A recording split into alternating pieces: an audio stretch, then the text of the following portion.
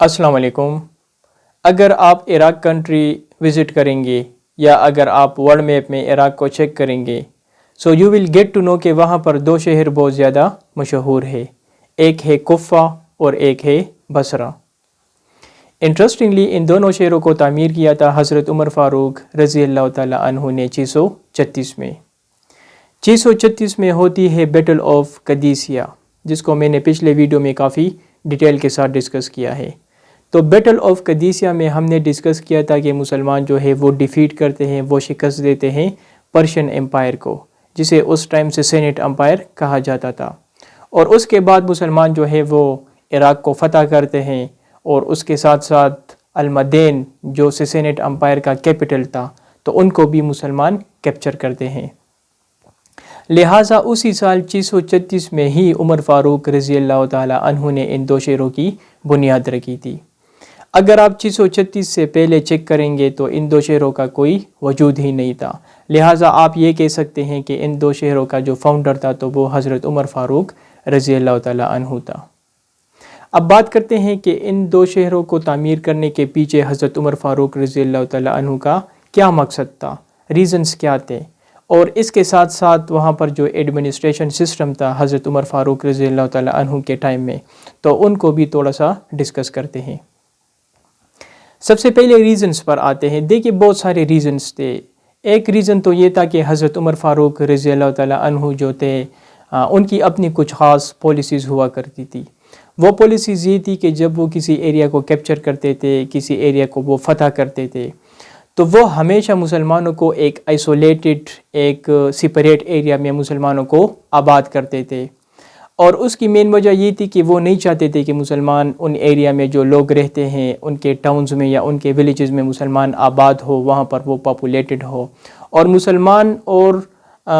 وہاں کے جو لوگ ہو ان کا جو کلچر ہو یا مذہب ہو وہ افیکٹ ہو، تو وہ کوئی کلیش آف سویلائزیشن نہیں چاہتے تھے۔ اسی وجہ سے حضرت عمر فاروق رضی اللہ تعالیٰ عنہ کی یہ پالیسیز ہوا کرتی تھی کہ وہ جس ایریا کو بھی فتح کرتے تھے تو وہ وہاں پر مسلمانوں کو ایک آئسولیٹڈ، ایک سپریٹ ایریا میں مسلمانوں کو آباد کرتے تھے۔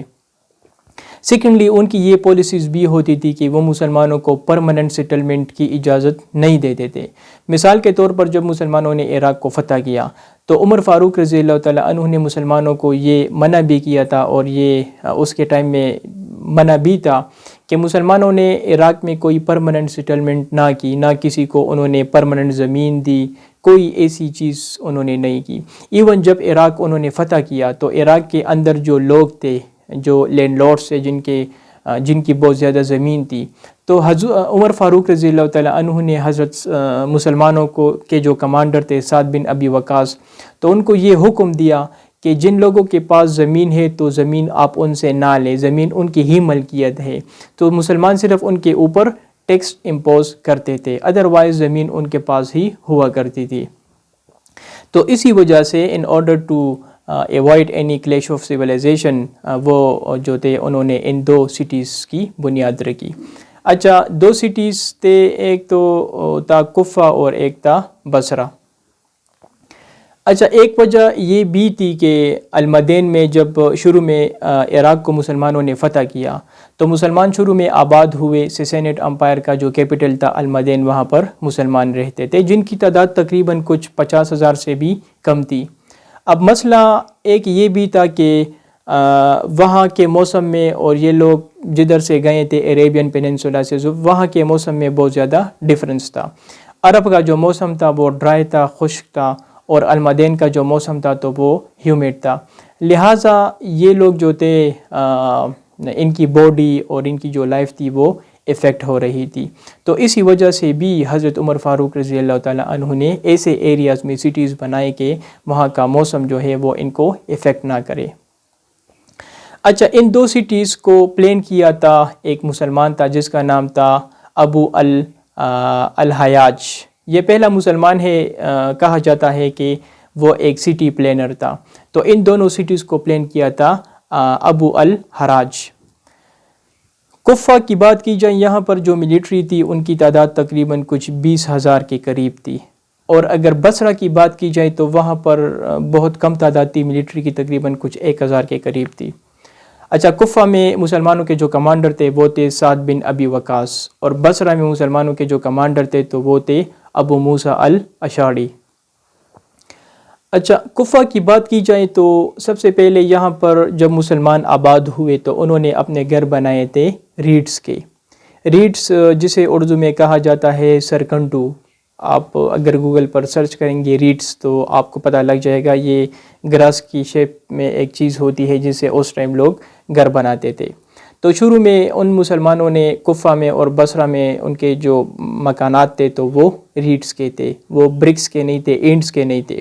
لیکن کچھ ٹائم بعد پھر مسلمانوں نے خلیفہ عمر رضی اللہ تعالیٰ عنہ سے پرمیشن لی کہ ہم وہاں پر برکس کے گھر بنانا چاہتے ہیں، لہٰذا حضرت عمر فاروق رضی اللہ تعالیٰ عنہ نے ان کو اجازت دی، لیکن اس شرط پر کہ آپ کے جو اپارٹمنٹس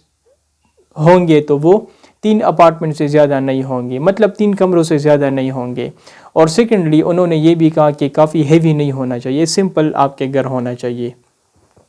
سب سے پہلے انہوں نے وہاں پر ایک مسجد تعمیر کی اور اس کے ارد گرد انہوں نے اپنے گھر بنائے، پہلے ریٹس کے تھے اور پھر بعد میں انہوں نے برکس کے، میوٹ برکس کے انہوں نے اپنے گھر بنائے۔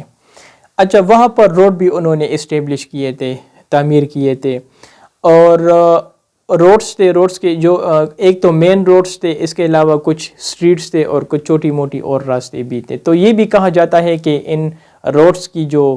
چوڑائی تھی، جو وڈتھ تھی، تو وہ بھی حضرت عمر فاروق رضی اللہ تعالیٰ عنہ نے ڈیسائیڈ کیا تھا۔ مثال کے طور پر جو مین روڈس تھے وہاں پر تو ان کی جو وڈتھ تھی وہ تقریباً کچھ 20 میٹرز تک تھی۔ اس کے علاوہ مین روڈ کے علاوہ جو وہاں پر سٹریٹس تھے تو ان کی جو وڈتھ تھی وہ انہوں نے کہا تھا کہ یہ 10 to 15 میٹرز وڈتھ ہونا چاہیے، اور اس کے علاوہ ان کا یہ بھی حکم تھا کہ جو بھی آپ راستہ بنائیں گے تو کم سے کم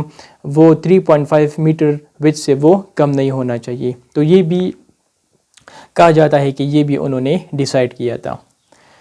اچھا، اگر ایڈمنسٹریشن کی بات کی جائے تو شروع میں جو لوگ ان 2 شہروں میں آباد تھے تو ایک تو یہ تھا کہ شروع میں ان لوگوں کی تنخواہ وغیرہ نہیں تھی، ان لوگوں کو خوراک دیا جاتا تھا، گندم دیا جاتا تھا یا باقی خوراک کی اشیاء دی جاتی تھی۔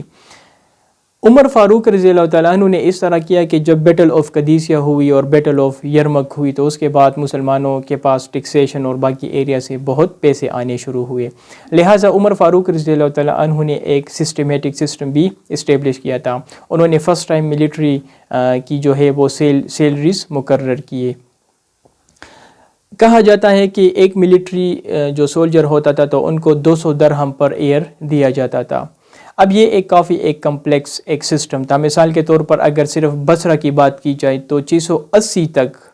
جو معاویہ کا ٹائم تھا تو ان کی تعداد تقریباً 80,000 تھی۔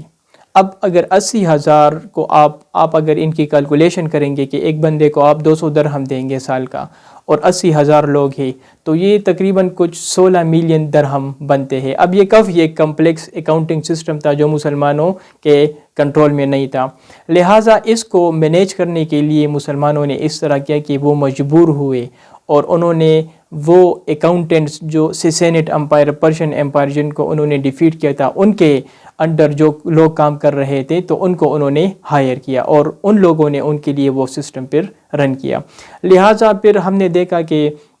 خلفائے راشدین کے ٹائم میں ایڈمنسٹریشن سسٹم آہستہ آہستہ ان کی امپلیمنٹیشن ہوئی جو پرشین امپائر کی تھی، یا گریک جب وہ فتح انہوں نے کیا تو آہستہ آہستہ ان دونوں ایریا سے انہوں نے وہ سسٹم بھی لیا، جو کہ ابھی بھی اسلام میں ان کے بہت سارے فیچرز موجود ہے۔ اور اس کے ساتھ ساتھ چونکہ وہ ایڈمنسٹریشن انہوں نے شروع کیا جو پرشین کا تھا وہاں پر، تو اس کے ساتھ ساتھ مسلمانوں کا جو اگر کلچر کی بات کی جائے کلچرلی تو وہ بھی افیکٹ ہونا شروع ہوا، اور پھر ایک گریٹ کلچر جو ہے وہ ملتی ہے مسلمانوں کی، اپنی عرب کی ایک کلچر تھی، پھر اس کے ساتھ گریکس کی بھی ہوتی ہے اور پھر جو ہے پرشین کی بھی ہوتی ہے، جس پر میں پھر بعد میں بات کروں گا ڈیٹیل کے ساتھ۔ تو لہٰذا یہ کچھ پالیسیز تھی۔ اچھا، اس کے علاوہ وہاں پر اگر بات کی جائے تو کوئی ظلم وغیرہ نہیں ہوا تھا، کوئی ایسی ریکارڈ ہمارے پاس موجود نہیں ہے۔ کہا جاتا ہے کہ مسلمان وہاں پر مائنورٹیز میں تھے، پوری مسلمان جو وہاں پر تھے تو وہ تقریباً 10% تھے population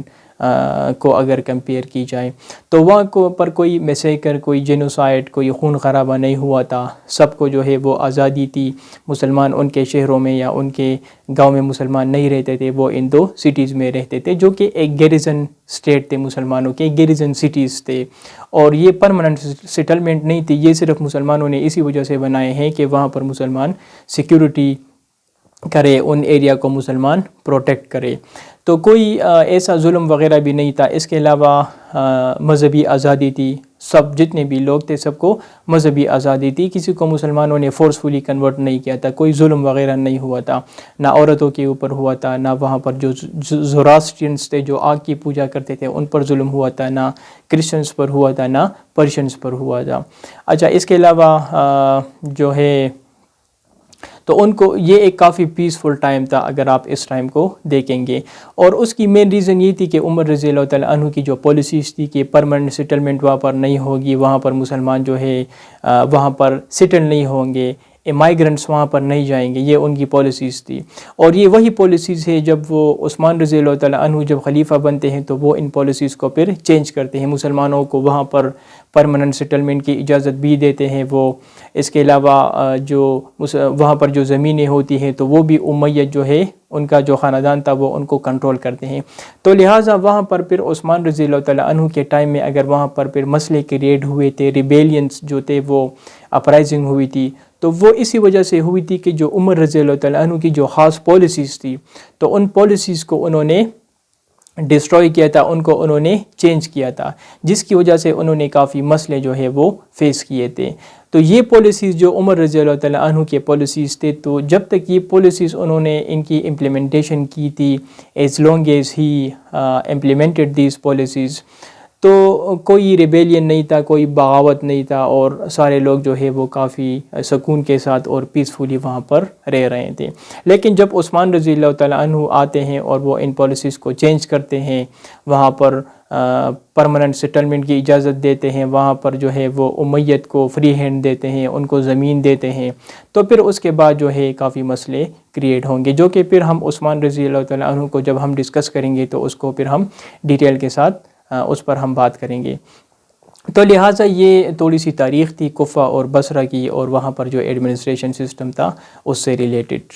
thank you very much.